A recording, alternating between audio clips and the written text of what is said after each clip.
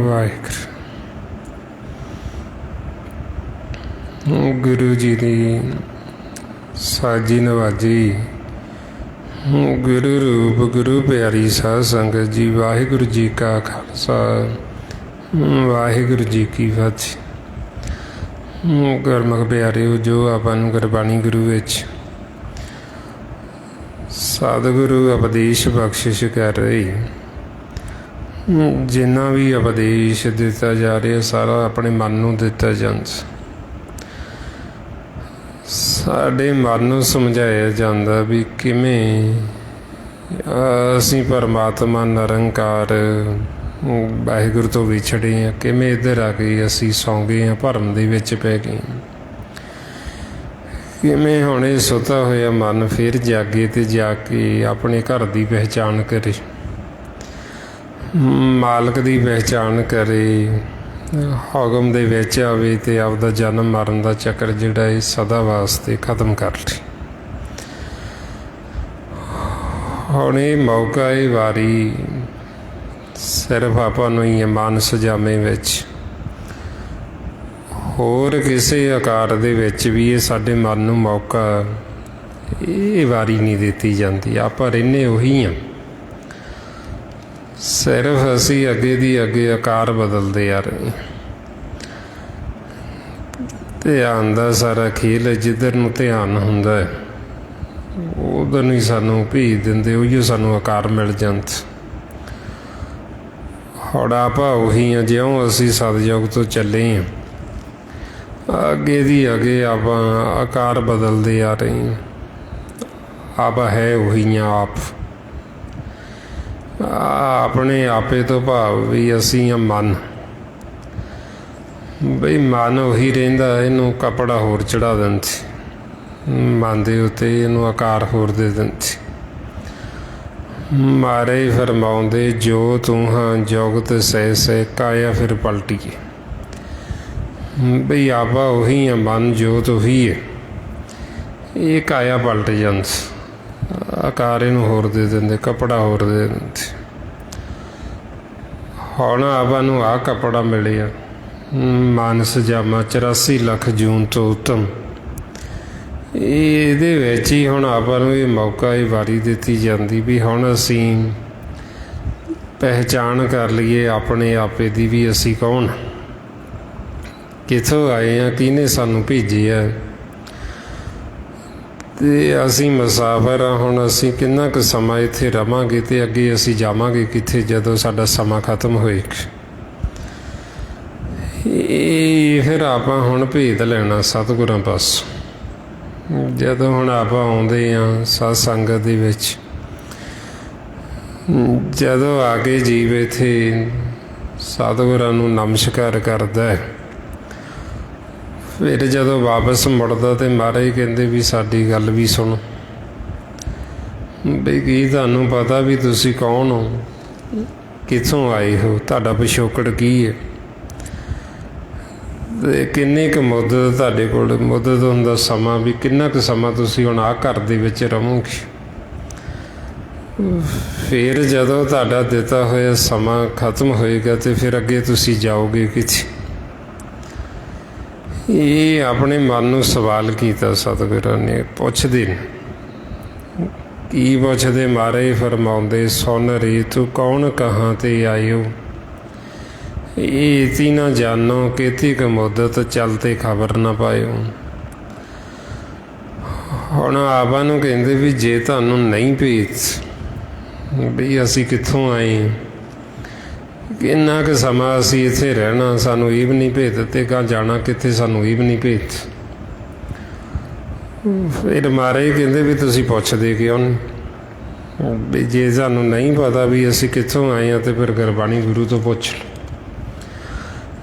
ਜੇ ਸਾਨੂੰ ਨਹੀਂ ਪਤਾ ਵੀ ਕਿੰਨਾ ਕੁ ਸਮਾਂ ਅਸੀਂ ਇੱਥੇ ਰਹਿਣਾ, ਵੀ ਕਿੰਨਾ ਕੁ ਸਮਾਂ ਸਾਡੇ ਕੋਲ, ਉਹ ਵੀ ਆਪਾਂ ਨੂੰ ਮਹਾਰਾਜ ਦੱਸਦੇ ਵੀ ਗਿਣਤੀ ਦਾ ਸਮਾਂ ਸਾਡੇ ਕੋਲ, ਸਵਾਸਾਂ ਦਾ ਧਨ। ਫਿਰ ਅੱਗੇ ਜਾਣਾ ਕਿੱਥੇ, ਉਹ ਵੀ ਸਾਨੂੰ ਭੇਜ ਦਿੰਦੇ ਵੀ ਗਾਂ ਜਾਣਾ ਕਿੱਥੇ। ਹੌਲੀ ਫਿਰ ਆਪਾਂ ਨੂੰ ਸਮਝਾਉਂਦੇ ਵੀ ਇਹ ਪੁੱਛਦੇ ਅਸੀਂ ਤਾਂ ਨਹੀਂ ਕਿਉਂਕਿ ਸਾਨੂੰ ਭੇਤ ਨਹੀਂ ਹੈ, ਸਾਨੂੰ ਨਾ ਸੋਝੀ ਹੋਣ ਕਰਕੇ ਅਸੀਂ ਪੁੱਛਦੇ ਵੀ ਨਹੀਂ ਬਈ ਅਸੀਂ ਸਤਿਗੁਰਾਂ ਤੋਂ ਪੁੱਛਣਾ ਕੀ। ਹੁਣ ਆਪਾਂ ਨੂੰ ਫਿਰ ਇਸ ਲਈ ਸਮਝਾਉਂਦੇ ਵੀ ਇਹ ਸਤ ਸੰਗਤ ਜਦ ਤੱਕ ਅਸੀਂ ਨਹੀਂ ਕਰਦੇ, ਸਾਨੂੰ ਇਹ ਵੀ ਨਹੀਂ ਪਤਾ ਲੱਗਦਾ ਵੀ ਅਸੀਂ ਗੁਰੂ ਸਾਹਿਬ ਕੋਲ ਲੈਣ ਕੀ ਆਉਣਾ, ਵੀ ਅਸੀਂ ਇਸੇ ਕੀ ਕਰਨ ਵਾਸਤੇ ਆਉਂਦੇ ਹਾਂ, ਕੀ ਅਸੀਂ ਇਹਨਾਂ ਤੋਂ ਸਿੱਖਿਆ ਲੈਣੀ, ਕੀ ਸੋਝੀ ਲੈਣੀ ਅਤੇ ਕੀ ਸਾਨੂੰ ਸਮਝਾ ਰਹੇ। ਉਹਦੇ ਵਾਸਤੇ ਫਿਰ ਇਹ ਸਤ ਸੰਗਤ ਸਤਿਗੁਰ ਦਾ ਸਕੂਲ ਹੈ, ਅਤੇ ਜਿੱਥੇ ਫਿਰ ਸਾਨੂੰ ਇਹ ਸਾਰੀ ਸਿੱਖਿਆ ਦਿੱਤੀ ਜਾਣੀ, ਸਾਨੂੰ ਸਮਝਾਇਆ ਜਾਣਾ ਵੀ ਕੀ ਸਾਨੂੰ ਸਤਿਗੁਰੂ ਉਪਦੇਸ਼ ਕਰ ਰਹੇ, ਕੀ ਸਾਨੂੰ ਸਮਝਾ ਰਹੇ। ਹੁਣ ਉਹਦੇ ਵਾਸਤੇ ਫਿਰ ਆਪਾਂ ਨੂੰ ਕਹਿੰਦੇ ਸਤ ਸੰਗਤ ਸਤਿਗੁਰ ਚਟਸਾਲ ਹੈ, ਵੀ ਇਹ ਸਤ ਸੰਗਤ ਸਤਿਗੁਰ ਦਾ ਸਕੂਲ ਹੈ, ਅਤੇ ਜਿੱਥੇ ਆ ਕੇ ਅਸੀਂ ਇਹ ਸਾਰਾ ਕੁਝ ਸਿੱਖਣਾ ਵੀ ਅਸੀਂ ਕਾਹਦੇ ਵਾਸਤੇ ਸੰਸਾਰ 'ਚ ਆਏ ਹਾਂ ਅਤੇ ਕਿੱਥੋਂ ਆਏ ਹਾਂ, ਸਾਡਾ ਪਿਛੋਕੜ ਕੀ ਹੈ। ਫਿਰ ਗਾਂ ਜਿਹੜਾ ਭਵਿੱਖ ਹੈ ਅੱਗੇ ਅਸੀਂ ਜਾਣਾ ਕਿੱਥੇ। ਇਹ ਫਿਰ ਆਪਾਂ ਨੂੰ ਗੁਰੂ ਨਾਨਕ ਦਾ ਘਰ ਸਾਰਾ ਭੇਦ ਦੇ ਰਿਹਾ ਵੀ ਸਾਡਾ ਪਿਛੋਕੜ ਵੀ ਸਾਨੂੰ ਦੱਸਦੇ ਵੀ ਅਸੀਂ ਕਿੱਥੋਂ ਆਏ ਹਾਂ, ਸਾਨੂੰ ਵਰਤਮਾਨ ਦਾ ਵੀ ਦੱਸਦੇ ਵੀ ਹੁਣ ਸਾਡਾ ਮਨ ਕਿੱਥੇ, ਫਿਰ ਸਾਨੂੰ ਭਵਿੱਖ ਬਾਰੇ ਵੀ ਦੱਸਦੇ ਵੀ ਜੇ ਹੁਣ ਅਸੀਂ ਨਹੀਂ ਹੁਕਮ ਨੂੰ ਬੁੱਝਾਂਗੇ, ਜੇ ਅਸੀਂ ਨਹੀਂ ਗੁਰੂ ਦੇ ਦੱਸੇ ਹੋਏ ਮਾਰਗ ਦੇ ਉੱਤੇ ਚੱਲਾਂਗੇ, ਫਿਰ ਅੱਗਾ ਕੀ ਹੈ, ਅਸੀਂ ਕਿਹੜੇ ਰਸਤੇ 'ਤੇ ਜਾ ਕੇ ਫਿਰ ਕੀ ਸਾਡੇ ਨਾਲ ਅੱਗੇ ਹੋਏਗਾ। ਜੇ ਅਸੀਂ ਹੁਣ ਗੁਰੂ ਦੀ ਮੱਤ ਲੈ ਲਾਂਗੇ, ਜੇ ਅਸੀਂ ਗੁਰੂ ਦੇ ਦੱਸੇ ਹੋਏ ਰਸਤੇ 'ਤੇ ਚੱਲਾਂਗੇ, ਫਿਰ ਸਾਡਾ ਭਵਿੱਖ ਕੀ ਹੈ ਅਤੇ ਅਸੀਂ ਕਿਹੜੇ ਰਸਤੇ ਚੱਲ ਕੇ ਕਿਵੇਂ ਅਸੀਂ ਮਾਲਕ ਨਾਲ ਮਿਲਾਪ ਕਰ ਸਕਦੇ।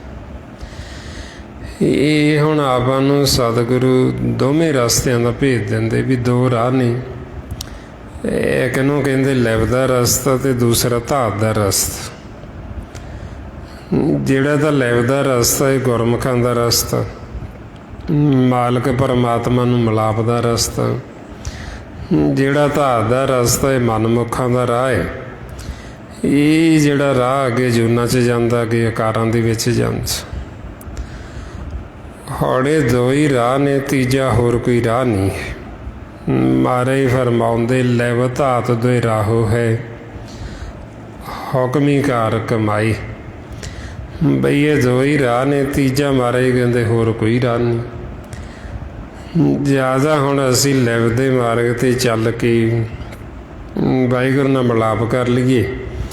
ਜੇ ਅਸੀਂ ਧਾਤ ਦੇ ਰਾਹ 'ਤੇ ਚੱਲਾਂਗੇ ਤੇ ਉਹ ਅੱਗੇ ਜੂਨਾਂ 'ਚ ਲੈ ਜਾਏਗਾ, ਸਾਨੂੰ ਆਕਾਰਾਂ 'ਚ ਲੈ ਜਾਏਗਾ। ਹੁਣ ਆਪਾਂ ਨੂੰ ਫਿਰ ਦੱਸਦੇ ਵੀ ਪਹਿਲਾਂ ਵੀ ਅਸੀਂ ਆਕਾਰਾਂ ਦੇ ਵਿੱਚੋਂ ਹੀ ਆਏ ਹਾਂ। ਅਸੀਂ 84 ਲੱਖ ਜੂਨ ਦੇ ਵਿੱਚ ਭਰਮ ਦੇ ਹੁਣ ਸਾਨੂੰ ਇਹ ਮਾਨਸ ਜਾਮਾ ਮਿਲੇ। ਮਹਾਰਾਜ ਕਹਿੰਦੇ ਬਈ ਬੜੇ ਅਸੀਂ ਹੋਰਾਂ ਆਕਾਰਾਂ ਦੇ ਵਿੱਚ ਦੁੱਖ ਭੋਗੇ, ਬਈ ਹੁਣ ਸਾਨੂੰ ਮਾਲਕ ਨੇ ਕਿਰਪਾ ਕੀਤੀ ਤੇ ਮਾਨਸ ਦੇਹੀ ਮਿਲੀ, ਮਾਨਸ ਜਾਮਾ ਮਿਲੇ। ਭਰਮਤ ਬਈ ਬਹੁਤਾ ਹੀ ਸਾਨੂੰ ਸਮਾਂ ਭਰਮਦਿਆਂ ਨੂੰ ਲੰਘ ਗਿਆ। ਫਿਰ ਸਾਨੂੰ ਇਹ ਮਾਨਸ ਦੇਹੀ ਮਿਲੀ। ਤੁਮਰੀ ਕਿਰਪਾ ਤੇ ਮਾਨੁਖ ਦੇਹ ਪਾਈ ਹੈ। ਮਾਲਕ ਦੀ ਕਿਰਪਾ ਹੋਈ ਤੇ ਮਾਨਸ ਦੇਹੀ ਮਿਲ ਗਈ। ਹੁਣ ਕਿਹੜੇ ਆਕਾਰਾਂ ਦੇ ਵਿੱਚੋਂ ਅਸੀਂ ਹੁੰਦੇ ਆ ਰਹੇ ਹਾਂ ਤੇ ਕਿਵੇਂ ਸਾਨੂੰ ਹੁਣ ਇਹ ਵਾਰੀ ਮਿਲੀ ਬੜੇ ਚਿਰਾਂ ਬਾਅਦ। ਕਿਹੜੀਆਂ ਆਕਾਰਾਂ ਦੇ ਵਿੱਚ ਦੀ ਹੁੰਦੇ ਆ ਰਹੇ ਹਾਂ। ਸਤਿਗੁਰੂ ਦੱਸਦੇ ਵੀ ਕਈ ਜਨਮ ਅਸੀਂ ਕੀੜੇ ਬਣਦੇ ਰਹੇ, ਮਕੌੜੇ ਬਣਦੇ ਰਹੇ, ਸੱਪ ਬਣਦੇ ਰਹੇ, ਆਪਾਂ ਜੰਗਲੀ ਜੀਵ ਬਣਦੇ ਰਹੇ, ਹਾਥੀ ਘੋੜੇ ਬਣਦੇ ਰਹੇ, ਪਾਣੀ ਦੇ ਜਾਨਵਰ, ਮੱਛੀਆਂ, ਹੋਰ ਜੂਨਾਂ ਦੇ ਵਿੱਚ ਤੁਰੇ ਫਿਰਦੇ ਰਹੇ। ਬੜੇ ਸਾਨੂੰ ਲੰਮੇ ਸਮੇਂ ਬਾਅਦ ਇਹ ਮਾਨਸ ਦੇਹੀ ਮਿਲੀ। ਮਾਰੇ ਫਰਮਾਉਂਦੇ ਕਈ ਜਨਮ ਪਏ ਕੀਟ ਪਤੰਗਾ, ਕਈ ਜਨਮ ਗਾ ਜ਼ਮੀਨ ਕਰੰਗਾ, ਕਈ ਜਨਮ ਪੰਖੀ ਸਰਪ ਹੋਇਓ, ਕਈ ਜਨਮ ਹੈਵਰ ਵਰਿਖ ਜੋਇਓ। ਮਿਲ ਜਗਦੀਸ਼ ਮਿਲਣ ਕੀ ਬਰੀਆ, ਚਿਰੰਕਾਲ ਇਹੋ ਦੇ ਸੰਜਰੀ। ਬਈ ਬੜੇ ਚਿਰਾਂ ਬਾਅਦ ਸਾਨੂੰ ਹੁਣ ਮਾਲਕ ਨੂੰ ਮਿਲਣ ਦੀ ਇਹ ਵਾਰੀ, ਇਹ ਮੌਕਾ ਮਿਲੇ। ਇੰਨੇ ਆਕਾਰਾਂ ਦੇ ਵਿੱਚੋਂ ਅਸੀਂ ਹੁੰਦੇ ਆ ਰਹੇ ਹਾਂ। ਬਈ ਕਈ ਜਨਮ ਤਾਂ ਅਸੀਂ ਪਹਾੜੀ ਬਣੇ ਰਹੇ, ਜਿਵੇਂ ਵਿੱਚ ਦੀ ਮਾਨਸ ਜਾਮਾ ਤਾਂ ਮਿਲਦਾ, ਪਰ ਮਾਨਸ ਜਾਮੇ ਵਿੱਚ ਜੇ ਸਾਨੂੰ ਪੂਰਨ ਗੁਰੂ ਨਾ ਮਿਲੇ, ਸਾਨੂੰ ਸੰਤਾਂ ਸਾਧੂਆਂ ਦਾ ਸੰਗ ਨਾ ਹੋਵੇ, ਅਸੀਂ ਆਪਦੀ ਮੱਤ ਦੁਆਰਾ ਪੂਜਾ ਕਰਨੀ ਸ਼ੁਰੂ ਕਰ ਦਿੰਦੇ ਹਾਂ। ਅਤੇ ਉਹ ਪੂਜਾ ਫਿਰ ਅਸੀਂ ਕਰਦੇ ਦ੍ਰਿਸ਼ਟਮਾਨ ਕਿਸੇ ਦੀ, ਜਿਵੇਂ ਕੋਈ ਪੱਥਰ ਦੀ ਪੂਜਾ ਕਰਦਾ। ਹੁਣ ਜੇ ਅਸੀਂ ਉਹ ਪੱਥਰ ਦੀ ਪੂਜਾ ਕਰਦੇ ਹਾਂ ਅਤੇ ਉਹ ਪੱਥਰ ਸਾਡੇ ਮਨ 'ਚ ਵਸ ਜਾਂਦਾ, ਅਸੀਂ ਪੱਥਰ ਬਣ ਜਾਂਦੇ। ਕਈ ਜਨਮ ਅਸੀਂ ਪੱਥਰ ਹੀ ਬਣੇ ਰਹੇ। ਮਹਾਰਾਜ ਕਹਿੰਦੇ ਆ ਸਥਾਵਰ, ਬਈ ਕਈ ਜਨਮ ਅਸੀਂ ਇਹ ਬੜਾ ਲੰਮਾ ਸਮਾਂ ਪਹਾੜ ਬਣ ਕੇ, ਪੱਥਰ ਬਣ ਕੇ ਖੜ੍ਹੇ ਰਹੇ। ਹਾੜੇ ਜਿਹੜਾ ਪੱਥਰ ਦੀ ਜੂਨ ਹੈ, ਬੜਾ ਲੰਮਾ ਸਮਾਂ ਜਦ ਤੱਕ ਇਹ ਧਰਤੀ ਦੀ ਉਥਲ ਪੁਥਲ ਨਹੀਂ ਹੁੰਦੀ, ਉਹਨਾਂ ਸਮਾਂ ਇਹ ਆਕਾਰ ਜਿਹੜਾ ਇਹ ਤੋਂ ਸਾਡਾ ਖਹਿੜਾ ਨਹੀਂ ਛੁੱਟਦਾ। ਹੁਣ ਮਹਾਰਾਜ ਕਹਿੰਦੇ ਵੀ ਮਾਨਸ ਜਾਮਾ ਤਾਂ ਵਿੱਚ ਦੀ ਮਿਲੇ ਆ, ਪਰ ਪੂਰਾ ਗੁਰੂ ਨਾ ਮਿਲਿਆ। ਗੁਰੂ ਅਧੂਰਾ ਸੀ, ਉਹਨੇ ਪੱਥਰ ਦੀ ਪੂਜਾ 'ਤੇ ਲਾਤੀ। ਉਹ ਪੱਥਰ ਮਨ 'ਚ ਵਸ ਗਿਆ ਅਤੇ ਉਹ ਪੱਥਰ ਹੀ ਬਣ ਗਈ। ਫਿਰ ਪੱਥਰ ਦਾ ਉਤਪਜ ਹੁੰਦੀ ਨਾਲ, ਜਿਵੇਂ ਜੜੀਆਂ ਬੂਟੀਆਂ ਵਿੱਚ ਦਰਖਤ ਉੱਗ ਖੜ੍ਹਦੀ, ਉਧਰੋਂ ਧਿਆਨ ਉਤਪਜ 'ਚ ਆਇਆ ਅਤੇ ਉਤਪਜ ਦਾ ਜਿਹੜਾ ਸੰਬੰਧ ਉਹ ਪਸ਼ੂਆਂ ਦੇ ਨਾਲ ਹੁੰਦਾ। ਫਿਰ ਉਦੋਂ ਇਹ ਪਸ਼ੂਆਂ ਦਾ ਸਾਨੂੰ ਆਕਾਰ ਮਿਲ ਗਿਆ। ਫਿਰ ਇਹ ਪਸ਼ੂ ਦਾ ਸੰਬੰਧ ਮਾਨਸ ਨਾਲ ਹੁੰਦਾ। ਜਿਵੇਂ ਆਪਾਂ ਘਰਾਂ ਦੇ ਵਿੱਚ ਮੱਝਾਂ ਗਾਵਾਂ ਰੱਖਦੇ ਹਾਂ, ਹੁਣ ਉਹਨਾਂ ਨੂੰ ਜਦੋਂ ਕੋਈ ਦੁੱਖ ਤਕਲੀਫ ਹੁੰਦੀ ਜਾਂ ਉਹਨਾਂ ਨੂੰ ਭੁੱਖ ਲੱਗਦੀ ਜਾਂ ਪਿਆਸ ਲੱਗਦੀ, ਉਹ ਆਪਣੇ ਵੱਲ ਧਿਆਨ ਰੱਖਦੇ ਹੋ ਬਈ ਸਾਨੂੰ ਕਦੋਂ ਪਾਣੀ ਪਿਆਉਣਗੇ, ਸਾਨੂੰ ਕਦੋਂ ਪੱਠੇ ਪਾਉਣਗੇ। ਉਹਨਾਂ ਦਾ ਧਿਆਨ ਆਪਣੇ 'ਚ ਹੁੰਦਾ। ਜਾਂ ਜਦੋਂ ਉਹਨਾਂ ਨੂੰ ਕੋਈ ਤਕਲੀਫ ਵੀ ਹੁੰਦੀ, ਉਹ ਫਿਰ ਵੀ ਧਿਆਨ ਆਪਣੇ 'ਚ ਰੱਖਦੇ। ਹੁਣ ਜਦੋਂ ਉਹਨਾਂ ਦਾ ਸਮਾਂ ਪੂਰਾ ਹੁੰਦਾ, ਜੇ ਉਹਨਾਂ ਦਾ ਧਿਆਨ ਆਪਣੇ 'ਚ ਰਹਿ ਜਾਂਦਾ, ਉਹਨਾਂ ਨੂੰ ਮਾਨਸ ਜਾਮਾ ਮਿਲ ਜਾਂਦਾ। ਫਿਰ ਇਸ ਤਰ੍ਹਾਂ ਆਪਾਂ ਪਸ਼ੂਆਂ ਤੋਂ ਫਿਰ ਮਾਨਸ ਜਾਮੇ 'ਚ ਆ ਕੇ ਫਿਰ ਮਾਨਸ ਜਾਮੇ ਵਿੱਚ ਆ ਕੇ ਜੇ ਆਪਾਂ ਨੂੰ ਸੱਚੀ ਸੰਗਤ ਮਿਲ ਜੇ, ਸੰਤ ਸਾਧੂ ਮਿਲ ਜਾਣ, ਫਿਰ ਉਹ ਆਪਾਂ ਨੂੰ ਇਹ ਭੇਜ ਦਿੰਦੇ ਵੀ ਇਸ ਤਰ੍ਹਾਂ ਧਿਆਨ ਦੁਆਰਾ ਸਾਡੀ ਕਾਇਆ ਪਲਟਦੀ ਬਈ ਜਿੱਧਰ ਨੂੰ ਅੰਤ ਸਮੇਂ ਸਾਡਾ ਧਿਆਨ ਹੁੰਦਾ ਜਾਂ ਜਿਹਦੀ ਅਸੀਂ ਪੂਜਾ ਕਰਦੇ ਹਾਂ ਅਗਿਆਨਤਾ ਵੱਸ ਹੋ ਕੇ। ਜੇ ਅਸੀਂ ਜਿਵੇਂ ਪੱਥਰ ਦੀ ਪੂਜਾ ਕਰਾਂਗੇ ਅਤੇ ਉਹ ਪੱਥਰ ਸਾਡੇ ਮਨ 'ਚ ਵੱਸ ਗਏ, ਅਸੀਂ ਮਾਨਸ ਤੋਂ ਪੱਥਰ ਬਣ ਜਾਵਾਂਗੇ ਜਦੋਂ ਸਾਡਾ ਦਿੱਤਾ ਹੋਇਆ ਸਮਾਂ ਖਤਮ। ਜਿਵੇਂ ਜੇ ਕੋਈ ਜੀਵ ਦਰੱਖਤ ਦੀ ਪੂਜਾ ਕਰਦਾ, ਹੁਣ ਜੇ ਉਹ ਦਰੱਖਤ ਸਾਡੇ ਮਨ 'ਚ ਵੱਸ ਗਿਆ ਅਤੇ ਅਸੀਂ ਮਾਨਸ ਤੋਂ ਜਦੋਂ ਦਿੱਤਾ ਹੋਇਆ ਸਮਾਂ ਖਤਮ ਹੋਏਗਾ, ਸਾਡਾ ਧਿਆਨ ਦਰੱਖਤ 'ਚ ਚੱਲਿਆ ਗਿਆ, ਅਸੀਂ ਦਰੱਖਤ ਬਣ ਜਾਵਾਂਗੇ। ਕੋਈ ਜੀਵ ਪਸ਼ੂਆਂ ਦੀ ਪੂਜਾ ਕਰਦਾ, ਜੇ ਉਹ ਪਸ਼ੂ ਸਾਡੇ ਮਨ 'ਚ ਵੱਸ ਗਿਆ, ਅਸੀਂ ਮਾਨਸ ਤੋਂ ਪਸ਼ੂ ਬਣ ਜਾਵਾਂਗੇ। ਜਾਣੀ ਦੀ ਜਿਹਨੂੰ ਅਸੀਂ ਸੇਵਾਂਗੇ, ਜੋ ਚੀਜ਼ ਸਾਡੇ ਮਨ 'ਚ ਵੱਸ ਗਈ, ਅਸੀਂ ਉਹੀਓ ਰੂਪ ਬਣ ਜਾਂਦੇ। ਮਹਾਰਾਜ ਕਹਿੰਦੇ ਜੈਸੋ ਸੇਵੇ ਤੈਸੋ ਹੋਏ। ਹੁਣ ਇਹਨੂੰ ਕਹਿੰਦੇ ਕੂੜ ਕਿਰਿਆ ਗੁਰੂ ਗੋਬਿੰਦ ਸਿੰਘ ਜੀ ਮਹਾਰਾਜ। ਬਈ ਕੋਈ ਬੁੱਤਾਂ ਦੀ ਪੂਜਾ ਕਰਦਾ, ਕੋਈ ਪਸ਼ੂਆਂ ਦੀ ਪੂਜਾ ਕਰਦਾ, ਕੋਈ ਮਰਿਆਂ ਨੂੰ ਮੰਨਦਾ, ਬਈ ਇਹ ਸਾਰੇ ਕੀ ਕਰ ਰਹੇ ਨੇ? ਗੁਰੂ ਗੋਬਿੰਦ ਸਿੰਘ ਜੀ ਮਹਾਰਾਜ ਕਹਿੰਦੇ ਵੀ ਇਹ ਕੂੜ ਕਿਰਿਆ ਕਰ ਰਹੇ ਸਾਰੇ। ਬਈ ਇਹਨਾਂ ਨੇ ਅਕਾਲ ਪੁਰਖ ਪਰਮਾਤਮਾ ਦਾ ਭੇਦ ਨਹੀਂ ਪਾਇਆ, ਇਹਨਾਂ ਨੂੰ ਮਾਲਕ ਦਾ ਭੇਦ ਨਹੀਂ ਹੈ, ਇਹ ਕੂੜ ਦੇ ਨਾਲ ਜੁੜੇ ਹੋਏ। ਮਹਾਰਾਜ ਫਰਮਾਉਂਦੇ ਕਉ ਬਤਾਨ ਕੋ ਪੂਜਤ ਹੈ ਪਸ, ਕਉ ਮ੍ਰਿਤਾਨ ਕੋ ਪੂਜਣ ਧਾਇਓ। ਕੂੜ ਕਿਰਿਆ ਮੈਂ ਉਰਜਿਓ ਸਭ ਹੀ ਜਗ, ਸ਼੍ਰੀ ਭਗਵਾਨ ਕੋ ਭੇਦ ਨਾ ਪਾਇਓ। ਮਹਾਰਾਜ ਕਹਿੰਦੇ ਸਾਰਾ ਜੱਗ ਹੀ ਇੱਧਰ ਲੱਗਿਆ ਹੈ। ਬਈ ਕੋਈ ਦਰੱਖਤਾਂ ਦੀ ਪੂਜਾ ਕਰੀ ਜਾਂਦਾ, ਕੋਈ ਪੱਥਰਾਂ ਦੀ ਪੂਜਾ ਕਰੀ ਜਾਂਦਾ, ਕੋਈ ਪਸ਼ੂਆਂ ਦੀ, ਕੋਈ ਵੱਡੇ ਵਡੇਰਿਆਂ ਨੂੰ ਮੰਨਦਾ, ਕੋਈ ਭੂਤਾਂ ਪ੍ਰੇਤਾਂ ਨੂੰ ਮੰਨਦਾ, ਉਹਨਾਂ ਦੀ ਪੂਜਾ ਕਰਦੀ। ਹੁਣ ਮਹਾਰਾਜ ਕਹਿੰਦੇ ਵੀ ਇਹ ਸਾਰੇ ਕੀ ਕਰਦੇ? ਕਹਿੰਦੇ ਕੂੜ ਕਿਰਿਆ ਕਰਦੇ, ਅਤੇ ਜੋ ਭਗਵਾਨ ਵਾਹਿਗੁਰੂ ਵੀ ਉਹਦਾ ਇਹਨਾਂ ਨੂੰ ਭੇਤ ਨਹੀਂ ਹੈ, ਉਹਦੀ ਸੋਝੀ ਨਹੀਂ। ਹੁਣ ਜੇ ਅਸੀਂ ਇਹਨਾਂ ਦੀ ਪੂਜਾ ਕਰਾਂਗੇ, ਇਹਨਾਂ ਨੂੰ ਮੰਨਾਂਗੇ, ਅਤੇ ਅਸੀਂ ਫਿਰ ਇੱਧਰ ਆਕਾਰਾਂ ਦੇ ਵਿੱਚ ਹੀ ਚਲੇ ਜਾਵਾਂਗੇ ਵਾਪਸ। ਹੁਣ ਇਸ ਵਾਸਤੇ ਫਿਰ ਸਾਨੂੰ ਗੁਰਬਾਣੀ ਗੁਰੂ 'ਚ ਸਮਝਾਇਆ ਵੀ ਅਸੀਂ ਪੂਜਾ ਕਿਹਦੀ ਕਰਨੀ ਹੈ, ਇਹਨੂੰ ਅਸੀਂ ਮੰਨਣਾ, ਅਤੇ ਕਿਵੇਂ ਅਸੀਂ ਮਾਲਕ ਵਾਹਿਗੁਰੂ ਦੇ ਸਨਮੁਖ ਹੋਣਾ, ਕਿਵੇਂ ਪਰਮਾਤਮਾ ਦੀ ਸੇਵਾ ਕਰਨੀ। ਹੁਣ ਆਪਾਂ ਨੂੰ ਕਹਿੰਦੇ ਵੀ ਜੇ ਤੁਸੀਂ ਮੰਨਣਾ ਅਤੇ ਪਰਮਾਤਮਾ ਨੂੰ ਮੰਨੋ ਜਿਹੜਾ ਸਰਬ ਵਿਆਪਕ ਹੈ, ਜਿਹੜਾ ਹਰ ਥਾਂ 'ਤੇ,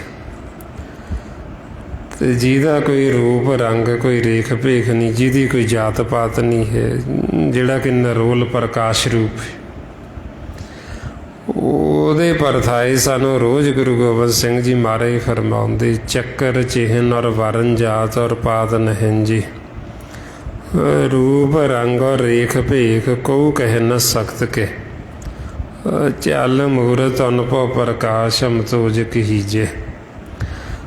बई जो साडा सारिਆਂ ਦਾ मूल, जो साडा सारिਆਂ ਦਾ मां प्यो है, ਉਹਦਾ कोई चेन चक्कर, ਉਹਦੀ कोई वर्ण जात नहीं।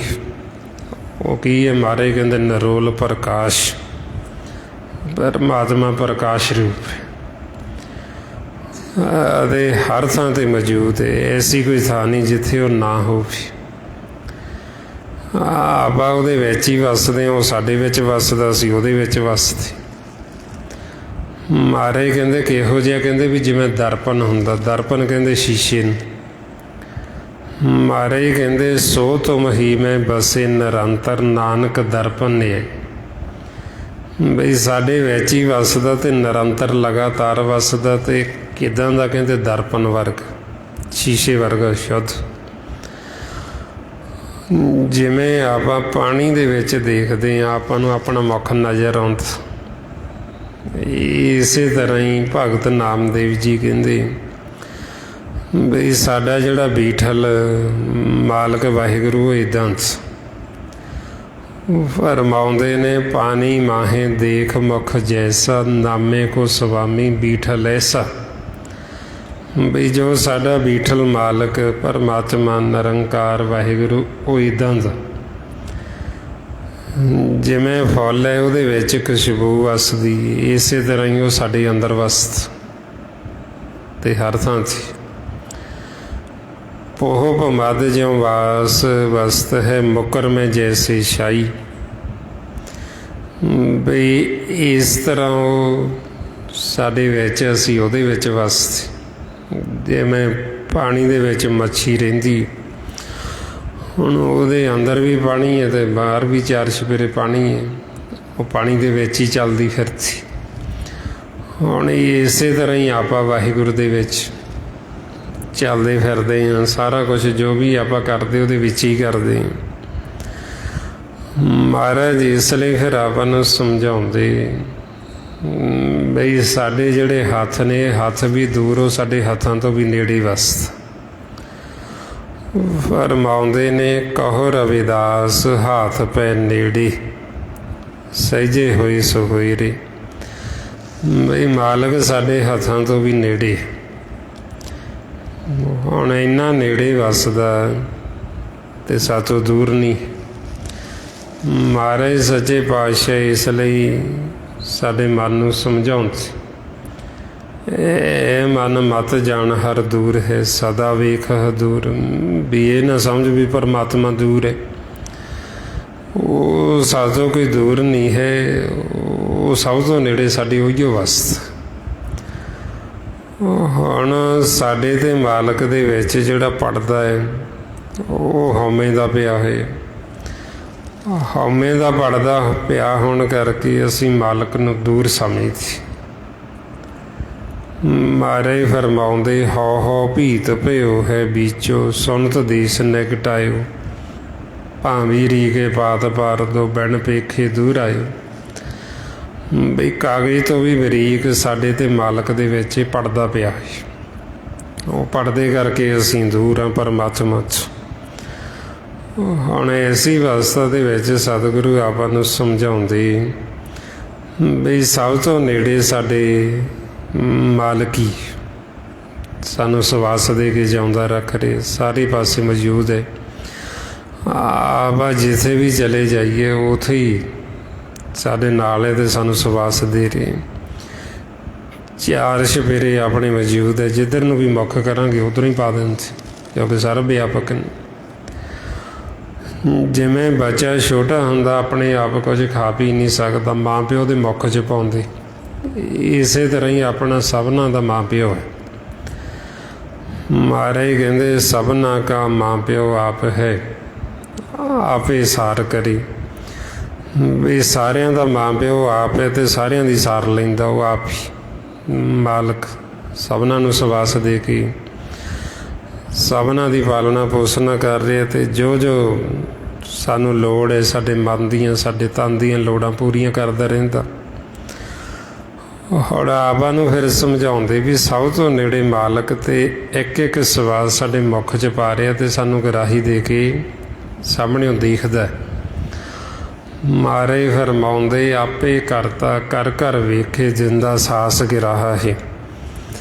ਬਈ ਮਾਲਕ ਕਰਤਾ ਪੁਰਖ ਸਾਨੂੰ ਸਵਾਸਾਂ ਦੀ ਗਰਾਹੀ ਦੇ ਕੇ ਉਹ ਸਾਡੀ ਪਾਲਣਾ ਪੋਸ਼ਣਾ ਕਰਦਾ। ਹੁਣ ਆਪਾਂ ਨੂੰ ਕਹਿੰਦੇ ਵੀ ਮਾਲਕ ਦੇ ਹੱਥ ਡੋਰ ਹੈ ਸਾਡੇ ਸਭਨਾਂ ਦੀ। ਪ੍ਰਭ ਜੀ ਡੋਰੀ ਹੱਥ ਤੁਮਾਰੀ, ਸਵਾਸਾਂ ਦੀ ਡੋਰ ਉਹਦੇ ਕੋਲ।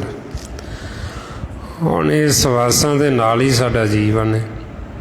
ਜੇ ਸਵਾਸ ਆ ਰਹੇ ਤੇ ਜੀਵਨ ਹੈ, ਨਹੀਂ ਤੇ ਕੁਛ ਵੀ ਨਹੀਂ। ਹੁਣ ਆਪਾਂ ਨੂੰ ਫਿਰ ਸਮਝਾਉਂਦੇ ਵੀ ਜੋ ਸਵਾਸ ਦੇ ਰਹੇ ਆ ਵੀ ਤੁਸੀਂ ਉਹਨੂੰ ਕਿਉਂ ਨਹੀਂ ਚੇਤੇ ਕਰਦੇ, ਜਿਹਦੇ ਨਾਲ ਤੁਹਾਡਾ ਜੀਵਨ ਹੈ। ਵੀ ਤੁਸੀਂ ਉਹ ਮਾਲਕ ਨੂੰ ਹੀ ਕਰਤੇ ਨਹੀਂ ਭੁੱਲ ਗਏ।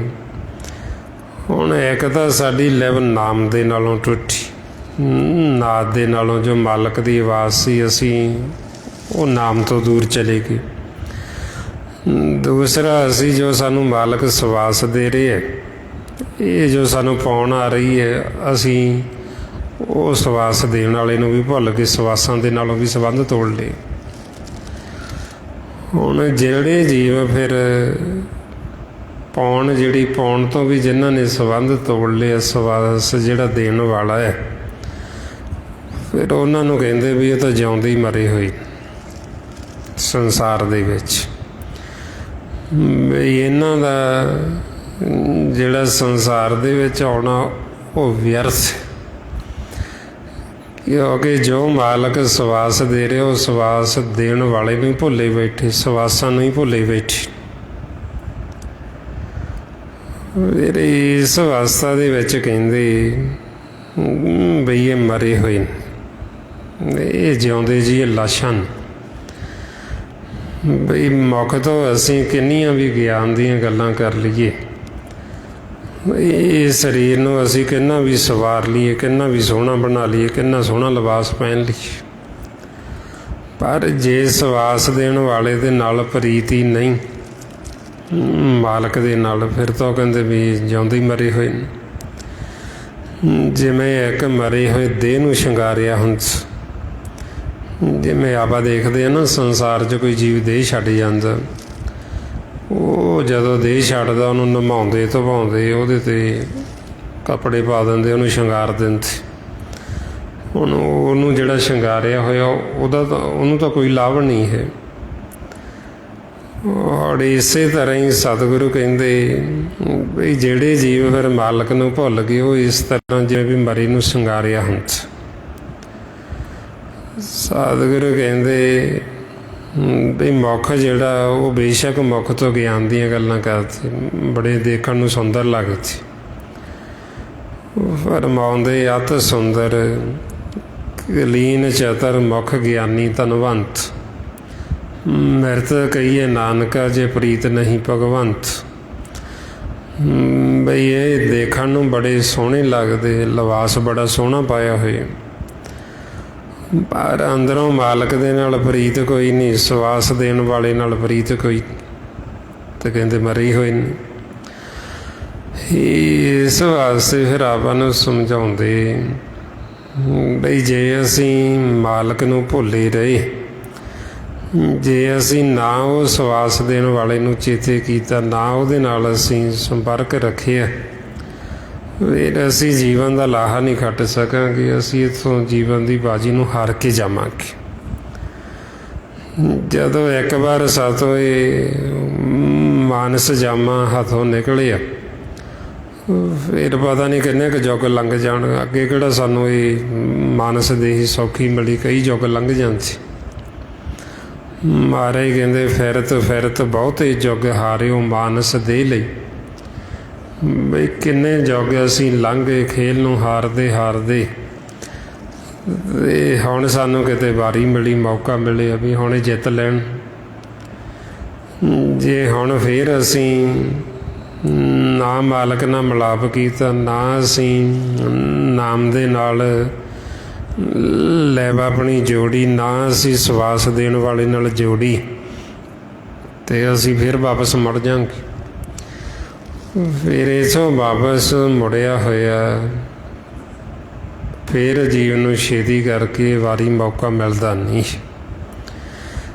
ਜਿਵੇਂ ਇਸ ਸੰਸਾਰ 'ਚ ਹੁਣ ਤਾਂ ਜੀਵ ਚਤਰ ਬੁੱਧੀ ਵਾਲਾ ਬਣਿਆ ਹੋਇਆ, ਆਪਦੇ ਆਪ ਨੂੰ ਬੜਾ ਚਤਰ ਅਤੇ ਸਿਆਣਾ ਸਮਝ, ਪਰ ਇਹਦੀ ਸਿਆਣਪ, ਇਹਦੀ ਚਤਰਾਈ ਦਾ ਇਹਨੂੰ ਫਲ ਕੀ ਮਿਲਦਾ। ਫਿਰ ਇਹਨੂੰ ਅੰਤ ਸਮੇਂ ਬੈਸਟਾ ਦਾ ਗੰਦਗੀ ਦਾ ਕੀੜਾ ਬਣਾ ਦਿੰਦੇ। ਮਾਰੇ ਫਰਮਾਉਂਦੇ ਮਨ ਚੰਚਲ ਬਹੁਤ ਚੋਟਾਂ ਖਾਏ, ਇਸੋਂ ਛੁੜ ਕੇ ਅਠੌਰ ਨਾ ਪਾਏ। ਗਰਭ ਜੂਨ ਵੈਸਟਾ ਕਾ ਵਾਸ, ਤਿਤ ਘਰ ਮਨਮੁਖ ਕਰੇ ਨਿਵਾਸ। ਬਈ ਮਨਮੁਖ ਇੱਧਰ ਤਾਂ ਬੜਾ ਚਤਰ ਬੁੱਧੀ ਵਾਲਾ, ਅਤੇ ਆਪਦੇ ਆਪ ਨੂੰ ਬੜਾ ਚੁਸਤ ਅਤੇ ਬੜਾ ਸਿਆਣਾ ਸਮਝਦਾ ਵੀ ਮੇਰੇ ਨਾਲੋਂ ਵੱਧ ਕੌਣ ਸਿਆਣਾ। ਪਰ ਇਹਦੀ ਸਿਆਣਪ ਦਾ ਇਹਨੂੰ ਫਲ ਕੀ ਮਿਲਦਾ, ਫਿਰ ਇਹਨੂੰ ਵੈਸਟਾ ਗੰਦਗੀ ਦਾ ਕੀੜਾ ਬਣਾਇਆ ਜਾਂਦਾ। ਹੁਣ ਜੇ ਅਸੀਂ ਮਾਨਸ ਜਾਮੇ ਤੋਂ ਵੈਸਟਾ ਦਾ ਗੰਦਗੀ ਦੇ ਕੀੜੇ ਹੀ ਬਣ ਗਏ, ਅਤੇ ਉਹ ਸਾਡੀ ਸਿਆਣਪ ਕਿਸ ਕੰਮ ਦੀ। ਮਹਾਰਾਜ ਇਸ ਲਈ ਫਿਰ ਸਾਨੂੰ ਸਮਝਾਉਂਦੇ ਵੀ ਸਿਆਣੇ ਅਸੀਂ ਤਾਂ ਜੇ ਅਸੀਂ ਹੁਕਮ ਨੂੰ ਬੁੱਝਦੇ ਹਾਂ। ਜੇ ਸਾਨੂੰ ਮਾਲਕ ਦਾ ਹੁਕਮ ਮਿੱਠਾ ਲੱਗਦਾ, ਉਹਦਾ ਭਾਣਾ ਸਾਨੂੰ ਮਿੱਠਾ ਲੱਗਦਾ, ਫਿਰ ਕਹਿੰਦੇ ਵੀ ਇਹ ਸਿਆਣੇ, ਇਹ ਇੱਜ਼ਤੇ ਪਤਵੰਤੇ ਪਤ ਵਾਲੇ ਨੇ। ਸੋਈ ਸਿਆਣਾ ਸੋ ਪਤਵੰਤਾ, ਹੁਕਮ ਲਗੇ ਜਿਸ ਮਿੱਠਾ ਜੀਓ। ਵੀ ਜਿਹਨੂੰ ਮਾਲਕ ਦਾ ਹੁਕਮ, ਉਹਦਾ ਭਾਣਾ ਮਿੱਠਾ ਲੱਗਦਾ, ਉਹੀ ਸਿਆਣਾ ਤੇ ਉਹੀਓ ਇੱਜ਼ਤ, ਉਹੀਓ ਪਤ ਵਾਲਾ। ਹੁਣ ਆਪਾਂ ਨੂੰ ਫਿਰ ਇਸ ਲਈ ਸਮਝਾਉਂਦੇ ਵੀ ਇੱਕ ਤਾਂ ਗੁਰੂ ਦੀ ਮੱਤ ਲੈ ਕੇ ਸਾਡੇ ਮਨ ਨੇ ਸਿਆਣਾ ਬਣਨਾ, ਇੱਕ ਹੈ ਆਪਦੀ ਮੱਤ ਦੁਆਰਾ ਸਿਆਣਾ ਬਣਿਆ ਹੋਈ। ਜਦੋਂ ਅਸੀਂ ਆਪਦੀ ਮੱਤ ਦੁਆਰਾ ਸਿਆਣੇ ਬਣਦੇ ਹਾਂ, ਉਹ ਸਾਡੀ ਸਿਆਣਪ ਸਾਨੂੰ ਦੁੱਖ ਦਿੰਦੀ, ਉਹ ਸਿਆਣਪ ਸਾਡੇ ਲਈ ਦੁੱਖ ਦਾ ਕਾਰਨ ਬਣ ਜਾਂਦੀ। ਫਿਰ ਅਸੀਂ ਉਹ ਜ਼ਿਆਦਾ ਸਿਆਣੇ ਹੋਣ ਕਰਕੇ ਫਿਰ ਜੀਵ ਚਿੰਤਾ ਬਹੁਤ ਕਰਦਾ, ਫਿਰ ਬਹੁਤ ਫਿਕਰ ਕਰਦਾ। ਜਿਹੜਾ ਸਿਆਣਾ ਬਣ ਗਿਆ, ਉਹਦੀ ਫਿਰ ਰਾਤਾਂ ਦੀ ਨੀਂਦ ਉੱਡ ਜਾਂਦੀ, ਉਹ ਸਿਆਣੇ ਨੂੰ ਨੀਂਦ ਨਹੀਂ ਆਉਂਦੀ। ਫਿਰ ਕਿਉਂਕਿ ਉਹ ਬਾਹਲਾ ਸਿਆਣਾ ਹੋ ਗਿਆ। ਉਹ ਸਿਆਣਾ ਹੋਣ ਕਰਕੇ ਉਹ ਚਿੰਤਾ ਫਿਕਰ ਇੰਨੇ ਲੱਗ ਗਏ, ਹੁਣ ਨੀਂਦ ਵੀ ਨਹੀਂ ਆਉਂਦੀ। ਹੁਣ ਇਸ ਲਈ ਮਹਾਰਾਜ ਕਹਿੰਦੇ ਵੀ ਐਸੀ ਜਿਹੜੀ ਸਿਆਣਪ, ਉਹਨੂੰ ਛੱਡ ਦਿਓ। ਤਾਂ ਜੋ ਸਿਆਣਪ ਸੁਰਜਨੋ, ਵੀ ਐਸੀ ਜਿਹੜੀ ਸਿਆਣਪ ਜਿਹਨੇ ਸਾਨੂੰ ਦੁੱਖ ਹੀ ਦੇਣਾ ਹੈ, ਵੀ ਉਹ ਸਿਆਣਪ ਨੂੰ ਤਜ ਦਿਓ, ਉਹ ਸਿਆਣਪ ਨੂੰ ਛੱਡ ਦਿਓ। ਹੁਣ ਉਹ ਸਿਆਣਪ ਛੱਡੀ ਕਿਵੇਂ ਜਾਵੇ? ਉਹ ਗੱਲਾਂ ਬਾਤਾਂ ਨਾਲ ਤਾਂ ਛੱਡੀ ਨਹੀਂ ਜਾਂਦੀ। ਆਪਾਂ ਉੱਦਾਂ ਕਿਸੇ ਨੂੰ ਕਹੀ ਚੱਲੀਏ ਵੀ ਚਿੰਤਾ ਨਾ ਕਰੋ ਜੀ, ਨਾ ਫਿਕਰ ਕਰੋ, ਉਹ ਕਹਿੰਦੇ ਮੱਲੋ ਮੱਲੀ ਹੋ ਜਾਂਦਾ। ਵੀ ਇਹਨਾਂ ਦਾ ਸਭ ਨੂੰ ਹੀ ਪਤਾ, ਜਿਹੜਾ ਕਹਿੰਦਾ ਵੀ ਚਿੰਤਾ ਨਾ ਕਰੋ, ਹਾਲਾਂਕਿ ਉਹ ਆਪ ਵੀ ਕਰੀ ਜਾਂਦਾ। ਜਿਹੜਾ ਦੂਜੇ ਨੂੰ ਕਹਿੰਦਾ ਵੀ ਫਿਕਰ ਨਾ ਕਰ, ਉਹ ਆਪ ਫਿਕਰਾਂ ਦੇ ਵਿੱਚ ਡੁੱਬਿਆ ਰਹਿੰਦਾ। ਹੁਣ ਮਹਾਰਾਜ ਫਿਰ ਸਾਨੂੰ ਸਮਝਾਉਂਦੇ ਵੀ ਇਹ ਚਿੰਤਾ ਫਿਕਰ ਸਾਨੂੰ ਤਾਂ ਲੱਗਦੇ ਜਦੋਂ ਸਾਡਾ ਮਨ ਕਮਜ਼ੋਰ ਹੋ ਜਾਂਦਾ। ਜਦੋਂ ਅਸੀਂ ਸਿਮਰਨ ਨਹੀਂ ਕਰਾਂਗੇ, ਸਾਡੇ ਮਨ 'ਚ ਕੋਈ ਆਤਮ ਬਲ ਨਹੀਂ ਰਹੇਗਾ, ਫਿਰ ਇਹ ਸਾਡਾ ਮਨ ਹੈ ਜਿਹੜਾ ਰੋਗੀ ਹੋ ਜਾਂਦਾ। ਅਤੇ ਰੋਗੀ ਚਿੱਤ ਦੇ ਲੱਛਣ, ਜਿਹੜਾ ਮਨ ਰੋਗੀ ਹੈ, ਉਹ ਰੋਗੀ ਮਨ ਫਿਰ ਇਹ ਦੁਵਿਧਾ, ਵੈਰ ਵਿਰੋਧ, ਸਹਿੰਸੇ ਫਿਕਰ, ਨਿੰਦਿਆ ਚੁਗਲੀ, ਹਉਮੈ ਹੰਕਾਰ, ਇਹ ਜਿਹੜਾ ਮਨ ਰੋਗੀ, ਉਹਦੇ ਲੱਛਣ। ਹੁਣ ਮਹਾਰਾਜ ਕਹਿੰਦੇ ਵੀ ਇਹ ਰੋਗੀ ਮਨ ਜਿਹੜਾ ਆਪਦੇ ਆਪ, ਹੁਣ ਇਹਦੇ ਰੋਗ ਠੀਕ ਨਹੀਂ ਹੋ ਸਕਦੀ। ਜਦ ਤੱਕ ਇਹ ਸਤ ਸੰਗਤ ਨਹੀਂ ਕਰਦਾ, ਜਦ ਤੱਕ ਇਹ ਨਹੀਂ ਸਿਮਰਨ ਕਰਦਾ, ਉਹਨਾਂ ਸਮਾਂ ਇਹਦੇ ਰੋਗ ਠੀਕ ਨਹੀਂ ਹੋਣੇ। ਜਿਉਂ-ਜਿਉਂ ਫਿਰ ਜੀਵ ਦੀ ਉਮਰ ਵੱਧਦੀ ਜਾਂਦੀ, ਅਤੇ ਉਹਦੇ ਇਹਦੇ ਰੋਗ ਹੋਰ ਵੱਧਦੇ ਜਾਂਦੇ। ਜਿਵੇਂ ਸਰੀਰ ਦੇ ਰੋਗ ਵੱਧਦੇ ਨਾ, ਆਪਾਂ ਦੇਖਦੇ ਹਾਂ ਵੀ ਜਿਉਂ-ਜਿਉਂ ਜੀਵ ਦੀ ਉਮਰ ਵੱਧਦੀ ਜਾਂਦੀ, ਬੁਢੇਪਾ ਆ ਜਾਂਦਾ, ਉਹ ਰੋਗ ਵੀ ਹੋਰ ਤੋਂ ਹੋਰ ਗਾਂ ਦੀ ਗਾਂ ਵੱਧਦੇ ਜਾਂਦੇ। ਹੁਣ ਇਸੇ ਤਰ੍ਹਾਂ ਹੀ ਮਰਨੇ, ਜੇ ਅਸੀਂ ਨਹੀਂ ਸਿਮਰਨ ਕਰਾਂਗੇ, ਨਹੀਂ ਸਤ ਸੰਗਤ ਕਰਾਂਗੇ, ਜਿਉਂ-ਜਿਉਂ ਜੀਵ ਦੀ ਉਮਰ ਵੱਧਦੀ, ਸੰਸਾਰ 'ਚ ਜੀਵ ਕਹਿੰਦਾ ਵੀ ਇਹ ਸਿਆਣਾ ਹੋ ਰਿਹਾ, ਬਈ ਇਹ ਵੱਡਾ ਜੀ, ਇਹ ਵੱਡਾ ਵਡੇਰਾ ਹੈ ਜੀ, ਕਿਉਂਕਿ ਇਹਦੀ ਉਮਰ ਬਹੁਤ ਵੱਡੀ। ਹੁਣ ਉਮਰ ਵਧਣ ਦੇ ਨਾਲ ਜੀਵ ਸਿਆਣਾ ਨਹੀਂ ਹੁੰਦਾ, ਸਗੋਂ ਤੇ ਉਹ ਤਾਂ ਹੋਰ ਰੋਗੀ ਹੋ ਜਾਂਦਾ। ਜੇ ਸਾਡਾ ਮਾਰਗ ਸਹੀ ਨਹੀਂ, ਜੇ ਅਸੀਂ ਨਹੀਂ ਸਤ ਸੰਗਤ ਕਰਦੇ, ਨਹੀਂ ਅਸੀਂ ਸਿਮਰਨ ਅਭਿਆਸ ਕਰਦੇ, ਨਹੀਂ ਸਾਨੂੰ ਗੁਰੂ ਦੀ ਮੱਤ, ਫਿਰ ਅਸੀਂ ਸਿਆਣੇ ਨਹੀਂ ਹੁੰਦੇ, ਅਸੀਂ ਹੋਰ ਕਮਲੇ ਹੋਈ ਜਾਂਦੇ। ਉਹ ਫਿਰ ਤਾਂਹੀਓ ਆਪਾਂ ਦੇਖਦੇ ਵੀ ਜਿਉਂ-ਜਿਉਂ ਜੀਵ ਕਮਲਾ ਹੁੰਦਾ, ਅਤੇ ਉਹਦੀ ਨੀਂਦ ਘਟਦੀ ਜਾਂਦੀ, ਉਹਨੂੰ ਫਿਰ ਨੀਂਦ ਨਹੀਂ ਆਉਂਦੀ, ਉਹ ਆਪਦੇ ਘਰ ਜਾਂਦਾ ਹੀ ਨਹੀਂ, ਕਿਉਂਕਿ ਉਹ ਵਿਚਾਰ ਹੀ ਇੰਨੇ ਵੱਧ ਜਾਂਦੇ, ਫੁਰਨੇ ਹੀ ਇੰਨੇ ਵੱਧ ਜਾਂਦੇ। ਉਹ ਵਿਚਾਰਾਂ ਫੁਰਨਿਆਂ ਦੇ ਵਿੱਚ, ਸੋਚਾਂ ਦੇ ਵਿੱਚ ਉਹਦੀ ਨੀਂਦ ਘੱਟ ਜਾਂਦੀ। ਹੁਣ ਆਪਾਂ ਨੂੰ ਫਿਰ ਇਸ ਲਈ ਸਮਝਾਉਂਦੇ ਸੱਚੇ ਪਾਤਸ਼ਾਹ ਵੀ ਜੇ ਅਸੀਂ ਹੁਣ ਨਹੀਂ ਸਿਮਰਨ ਕਰਾਂਗੇ, ਨਹੀਂ ਗੁਰਬਾਣੀ ਗੁਰੂ ਦੇ ਲੜ ਲੱਗਾਂਗੇ, ਫਿਰ ਆਉਣ ਵਾਲਾ ਜਿਹੜਾ ਸਮਾਂ, ਜੋ ਸਾਨੂੰ ਗੁਰੂ ਨਾਨਕ ਪਾਤਸ਼ਾਹ ਨੇ ਭਵਿੱਖਬਾਣੀ ਕੀਤੀ, ਬਈ ਜਿਉਂ-ਜਿਉਂ ਇਹ ਕਲਾ ਦਾ ਯੁੱਗ ਆਏਗਾ ਅਤੇ ਉਹਦੇ ਜੀਵ ਵਿਹਲੇ ਹੁੰਦੇ ਜਾਣਗੇ ਬਈ ਉਹਨਾਂ ਨੂੰ ਕੰਮਕਾਰ ਮਿਲਣੇ ਨਹੀਂ ਅਤੇ ਉਹਨਾਂ ਦੇ ਫਿਰ ਇੰਨੀਆਂ ਚਿੰਤਾਵਾਂ ਇੰਨੇ ਫਿਕਰ ਵੱਧ ਜਾਣਗੇ ਬਈ ਅਸੀਂ ਕੀ ਖਾਵਾਂਗੇ, ਕਿਵੇਂ ਸਾਡਾ ਪਰਿਵਾਰ ਚੱਲੇਗਾ। ਉਹ ਇੰਨਾ ਚਿੰਤਾ ਫਿਕਰਾਂ ਚਲੇ ਜਾਣਗੇ ਉਹਨਾਂ ਦੀ ਨੀਂਦ ਉੱਡ ਜਾਏਗੀ। ਜੇ ਜੀਵ ਉਹਨਾਂ 2-4 ਦਿਨ ਸੌਵੇਂ ਅਤੇ ਉੱਦਾਂ ਕਮਲਾ ਹੋ ਜਾਂਦਾ। ਹੁਣ ਮਹਾਰਾਜ ਸੱਚੇ ਪਾਤਸ਼ਾਹ ਫਿਰ ਇਸ ਲਈ ਸਮਝਾਉਂਦੇ ਵੀ ਜੇ ਅਸੀਂ ਗੁਰਬਾਣੀ ਗੁਰੂ ਦੇ ਦੱਸੇ ਰਾਹ 'ਤੇ ਚੱਲਾਂਗੇ ਤਾਂ ਸਾਨੂੰ ਮਾਲਕ 'ਤੇ ਭਰੋਸਾ ਹੁੰਦਾ ਬਈ ਜਿਹਨੇ ਸਾਨੂੰ ਪੈਦਾ ਕੀਤਾ ਉਹਨੇ ਸਾਨੂੰ ਰਿਜ਼ਕ ਵੀ ਦੇਣਾ। ਜਿਹਨੇ ਸਾਨੂੰ ਪੈਦਾ ਕੀਤਾ, ਜਿਹੜਾ ਸਾਨੂੰ ਸਵਾਸ ਦੇ ਰਿਹਾ, ਉਹੀਓ ਸਾਡੀ ਪਾਲਣਾ ਪੋਸ਼ਣ ਕਰਦਾ ਹੈ, ਉਹੀਓ ਦੇਣਹਾਰ ਹੈ ਮਾਲਕ। ਔਰ ਇਹ ਸਾਨੂੰ ਭਰਮ ਹੈ ਵੀ ਅਸੀਂ ਕਰਦੇ ਹਾਂ। ਜਦੋਂ ਅਸੀਂ ਕਰਤੇ ਬਣ ਜਾਂਦੇ ਫਿਰ ਅਸੀਂ ਦੁਖੀ ਬਹੁਤ ਜ਼ਿਆਦਾ ਹੁੰਦੇ ਕਿ ਅਸੀਂ ਮਾਲਕ ਨੂੰ ਪਿੱਛੇ ਕਰ ਦਿੱਤਾ ਅਤੇ ਅਸੀਂ ਆਪ ਕਰਤੇ ਬਣ ਕੇ ਵੀ ਅਸੀਂ ਕਰਦੇ ਹਾਂ ਜੀ। ਜਦੋਂ ਅਸੀਂ ਕਹਾਂਗੇ ਅਸੀਂ ਕਰਦੇ ਹਾਂ ਅਤੇ ਫਿਰ ਅਸੀਂ ਓਨੇ ਦੁਖੀ ਹੋਵਾਂਗੇ। ਮਹਾਰਾਜ ਸਾਨੂੰ ਫਿਰ ਇਸ ਲਈ ਇਹ ਬ੍ਰਹਮ ਦੇ ਗਿਆਨ 'ਚ ਸਮਝਾਉਂਦੇ ਵੀ ਜੇ ਤਾਂ ਤੁਸੀਂ ਕਿਸੇ ਨੂੰ ਸਵਾਸ ਦੇ ਕੇ ਜਿਉਂਦਾ ਰੱਖ ਸਕਦੇ ਫਿਰ ਤਾਂ ਤੁਸੀਂ ਸਮਝੋ ਵੀ ਤੁਸੀਂ ਕਿਸੇ ਨੂੰ ਹੋਰ ਵੀ ਕੁਝ ਦੇ ਸਕਦੇ। ਜੇ ਤੁਸੀਂ ਕਿਸੇ ਨੂੰ ਸਵਾਸ ਦੇ ਕੇ ਨਹੀਂ ਜਿਉਂਦਾ ਰੱਖ ਸਕਦੇ, ਇੱਕ ਸਵਾਸ ਨਹੀਂ ਦੇ ਸਕਦੇ, ਫਿਰ ਤੁਸੀਂ ਇਹ ਭਰਮ 'ਚ ਨਾ ਰਹੋ ਵੀ ਤੁਸੀਂ ਕਿਸੇ ਨੂੰ ਕੁਛ ਹੋਰ ਵੀ ਦਿੰਦੇ। ਜੋ ਮਾਲਕ ਸਾਨੂੰ ਸਵਾਸ ਦੇ ਰਿਹਾ ਉਹੀਓ ਸਾਡੀ ਪਾਲਣਾ ਪੋਸ਼ਣਾ ਕਰਦਾ ਅਤੇ ਉਹੀਓ ਸਾਨੂੰ ਸਭ ਕੁਛ ਦਿੰਦਾ। ਤਾਈਓ ਜਿਹੜੇ ਗੁਰਮੁਖ ਜਾਗੇ ਉਹਨਾਂ ਨੇ ਜਾ ਕੇ ਜਦੋਂ ਦੇਖਿਆ ਅਤੇ ਫਿਰ ਉਹਨਾਂ ਨੇ ਆਪ ਨੂੰ ਦੱਸਿਆ ਵੀ ਕਰਨ ਵਾਲਾ ਤਾਂ ਮਾਲਕ ਇੱਕ ਹੀ ਹੈ। ਬਈ ਜਿੱਥੇ ਜਿੱਥੇ ਵੀ ਜੀਵ ਪੈਦਾ ਕੀਤੇ ਮਾਲਕ ਨੇ, ਜਲ ਦੇ ਵਿੱਚ, ਥਲ ਦੇ ਵਿੱਚ, ਉਹ ਹਰ ਥਾਂ 'ਤੇ ਸਭਨਾਂ ਦੀ ਉਹ ਸਾਰ ਕਰਦਾ ਕਿਉਂਕਿ ਸਭਨਾਂ ਦਾ ਮਾਂ ਪਿਓ ਆਪ ਹੀ। ਮਹਾਰਾਜ ਫਰਮਾਉਂਦੇ ਕਰਨ ਕਾਰਨ ਪ੍ਰਭ ਏਕ ਹੈ ਦੂਸਰ ਨਾਹੀਂ ਕੋਈ, ਨਾਨਕ ਤਿਸ ਬਲਿਹਾਰ ਨੇ ਜਲ ਥਲ ਮਹੀਲ ਸੋਈ। ਬਈ ਉਹ ਜਲ ਦੇ ਵਿੱਚ, ਥਲ ਦੇ ਵਿੱਚ, ਹਰ ਥਾਂ 'ਤੇ, ਧਰਤੀ ਦੇ ਅਸਮਾਨ ਦੇ ਸੈਂਟਰ ਵਿੱਚ ਐਸੀ ਕੋਈ ਥਾਂ ਹੀ ਨਹੀਂ ਬਈ ਜਿੱਥੇ ਮਾਲਕ ਨਾ ਹੋਵੇ। ਅਤੇ ਜਿੱਥੇ ਮਾਲਕ ਨੇ ਜੀਵ ਪੈਦਾ ਕੀਤੇ ਉੱਥੇ ਹੀ ਉਹਨਾਂ ਨੂੰ ਰਿਜ਼ਕ ਦਿੰਦਾ, ਸਭਨਾਂ ਦੀ ਪਾਲਣਾ ਪੋਸ਼ਣਾ ਕਰਦਾ। ਹੁਣ ਜਦੋਂ ਅਸੀਂ ਕਹਿੰਦੇ ਵੀ ਅਸੀਂ ਕਰਦੇ ਹਾਂ ਫਿਰ ਅਸੀਂ ਦੁਖੀ ਹੁੰਦੇ। ਅਤੇ ਜੇ ਅਸੀਂ ਇੰਨੀ ਕੁ ਗੱਲ ਵੀ ਸਮਝ ਜਾਈਏ ਬਈ ਜਿਹਨੇ ਮਾਲਕ ਨੇ ਸਾਨੂੰ ਪੈਦਾ ਕੀਤਾ ਉਹੀਓ ਸਾਨੂੰ ਸਾਰਾ ਕੁਛ ਦੇ ਰਹੇ ਹੈ ਅਤੇ ਸਾਡੇ ਮਨ ਨੂੰ ਸ਼ਾਂਤੀ ਆ ਜਾਵੇ, ਸਾਡੇ ਮਨ ਨੂੰ ਸੁੱਖ ਮਿਲੇ। ਮਹਾਰਾਜ ਇਸੇ ਕਰਕੇ ਫਿਰ ਆਪਾਂ ਨੂੰ ਸਮਝਾਉਂਦੇ ਵੀ ਜਦੋਂ ਜੀਵ ਨੂੰ ਇਸ ਲੋਕ 'ਚ ਭੇਜਿਆ ਜਾਂਦਾ ਹੈ, ਮਹਾਰਾਜ ਕਹਿੰਦੇ ਮੈਂ ਜੀਵਾਂ ਨੂੰ ਬਾਅਦ 'ਚੋਂ ਪੈਦਾ ਕਰਦਾ, ਉਹਨਾਂ ਦਾ ਰਿਜ਼ਕ ਪਹਿਲਾਂ ਭੇਜ ਦਿੰਦਾ। ਜੀ ਜੰਤ ਸਭ ਪਾਸੇ ਕਰਿਆ ਪ੍ਰਥਮੇ ਰਿਜ਼ਕ ਸਵਾਹਾ ਹੈ।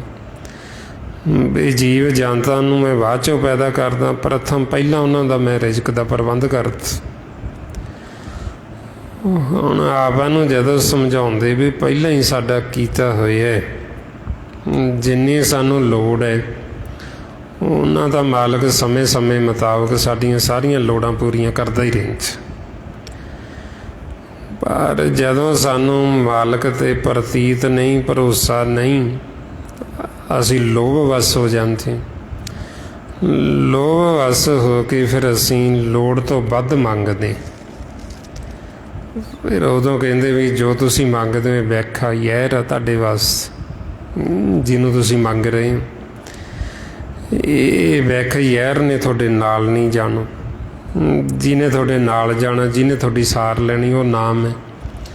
ਨਾਮ ਤੋਂ ਬਿਨਾਂ ਹੋਰ ਇੱਥੋਂ ਕੁਛ ਜਾਂਦਾ ਨਹੀਂ।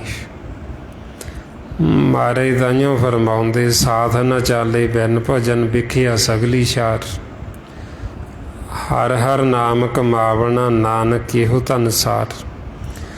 ਬਈ ਜਿਹਨੇ ਸਾਡੀ ਸਾਰ ਲੈਣੀ, ਜਿਹਨੇ ਸਾਨੂੰ ਇਸ ਲੋਕ 'ਚ ਵੀ ਸੁੱਖ ਦੇਣਾ ਅਤੇ ਪਰਲੋਕ 'ਚ ਵੀ ਸਾਡੇ ਨਾਲ ਚੱਲਣ। ਵੀ ਤੁਸੀਂ ਉਹ ਧਨ ਮੰਗੋ, ਤੁਸੀਂ ਉਹ ਧਨ ਦੇ ਨਾਲ ਜੁਟ।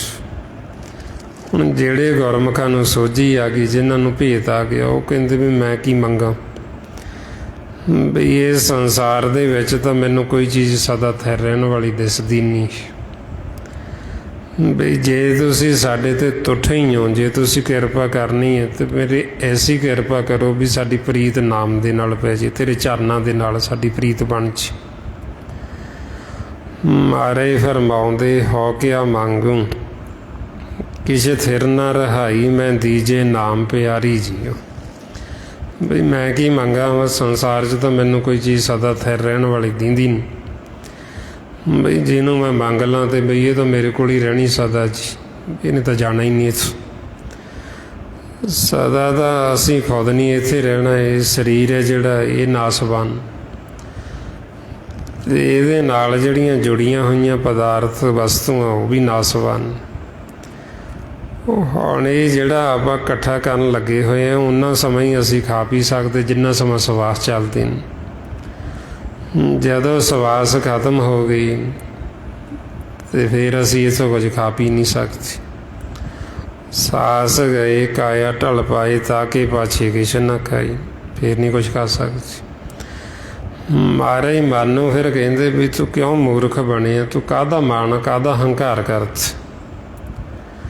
ਬਈ ਤੂੰ ਇਕੱਠਾ ਤਾਂ ਕਰ ਵੀ ਜੇ ਤੂੰ ਦੁਬਾਰਾ ਮੁੜ ਕੇ ਆਉਣਾ ਹੋਵੇ। ਵੀ ਮੈਂ ਇਕੱਠਾ ਕਰਕੇ ਰੱਖੀ ਜਾਂਦਾ, ਕੁਝ ਖਾ ਪੀ ਲੈਣਾ, ਅਤੇ ਜਦੋਂ ਫੇਰ ਆਊਂ ਫੇਰ ਦੁਬਾਰਾ ਵਰਤ, ਫਿਰ ਤੂੰ ਆਉਣਾ ਮੈਨੂੰ। ਮਹਾਰਾਜ ਇਸ ਅਵਸਥਾ 'ਚ ਫਰਮਾਉਂਦੇ, ਮੂਰਖ ਮਨ ਕਾਹੇ ਕਰਸੇ ਮਾਣਾ, ਉੱਠ ਚੱਲਣਾ ਖਸਮੇ ਭਾਣਾ, ਤਾਜ ਸਾਸ ਐਸੋ ਕੋਈ, ਘਰ ਛੱਡਣੇ ਬਿਨ ਰਹੇ ਨਾ ਕੋਈ। ਕਿਛ ਖਾ ਜਾਈਏ ਕਿਛ ਧਰ ਜਾਈਏ, ਜੇ ਬੌਰ ਦੁਨੀਆ ਆਈਏ। ਵੀ ਜੇ ਤਾਂ ਦੁਬਾਰਾ ਆਉਣਾ ਹੋਵੇ ਫਿਰ ਤਾਂ ਰੱਖੀ ਚੱਲ ਇਕੱਠਾ ਕਰ ਕਰ। ਫਿਰ ਜੇ ਅਸੀਂ ਇਕੱਠਾ ਕੀਤਾ ਹੋਇਆ, ਵੀ ਜੇ ਮੰਨ ਲਓ ਸਾਨੂੰ ਦੁਬਾਰਾ ਮਾਨਸ ਜਾਮਾ ਮਿਲ ਵੀ ਜਾਂਦਾ, ਜੇ ਅਸੀਂ ਫੇਰ ਆ ਗਏ, ਮੰਨ ਲਓ ਅਸੀਂ ਕਿਸੇ ਦੇ ਹੋਰ ਘਰੇ ਜਨਮ ਲੈ ਲਏ, ਅਤੇ ਆਪਾਂ ਆ ਕੇ ਆਖੀਏ ਵੀ ਮੈਂ ਇੰਨਾ ਇਕੱਠਾ ਕਰਕੇ ਰੱਖਿਆ ਹੋਇਆ ਸੀਗਾ ਜੀ, ਆਪਾਂ ਨੂੰ ਕੋਈ ਲਾਗੇ ਲੱਗਣ ਦਊ, ਕੋਈ ਦਊ ਆਪਾਂ ਨੂੰ ਕਿਸੇ ਨੇ ਖੜਨ ਵੀ ਨਹੀਂ ਦੇਣਾ। ਇਸ ਵਾਸਤੇ ਫਿਰ ਆਪਣੇ ਮਨ ਨੂੰ ਸਮਝਾਉਂਦੇ ਵੀ ਤੇਰਾ ਇੱਥੇ ਕੁਝ ਨਹੀਂ ਹੈ, ਵੀ ਜਿਹੜਾ ਧਨ ਤੂੰ ਇੱਥੋਂ ਨਾਲ ਲੈ ਕੇ ਜਾ ਸਕਦਾ ਉਹ ਹੈ ਨਾਮ ਧਨ, ਤੂੰ ਉਹਦੀ ਕਮਾਈ ਕਰ। ਜੇ ਤੂੰ ਉਹਦੀ ਕਮਾਈ ਕਰੇਗਾ ਤੂੰ ਇੱਥੇ ਵੀ ਸੁਖੀ ਹੋਏਗਾ, ਅਤੇ ਉਹ ਧਨ ਤੇਰੇ ਨਾਲ ਚੱਲਦਿਆਂ ਦੇ ਨਾਲ ਵੀ ਚੱਲੇਗਾ। ਜਿਹੜਾ ਇਹ ਨਾਮ ਧਨ, ਇਹਨੂੰ ਨਾ ਤਾਂ ਕੋਈ ਚੋਰ ਚੋਰੀ ਕਰ ਸਕਦਾ, ਨਾ ਇਹਨੂੰ ਜੰਮ ਲੱਗਦੀ। ਇਹ ਧਨ ਸਾਡੇ ਨਾਲ ਜਾਂਦਾ, ਜਦੋਂ ਅਸੀਂ ਦੇਹ ਛੱਡਾਂਗੇ ਉਦੋਂ ਵੀ ਇਹ ਨਾਮ ਨੇ ਸਾਡੇ ਨਾਲ ਚੱਲਣਾ।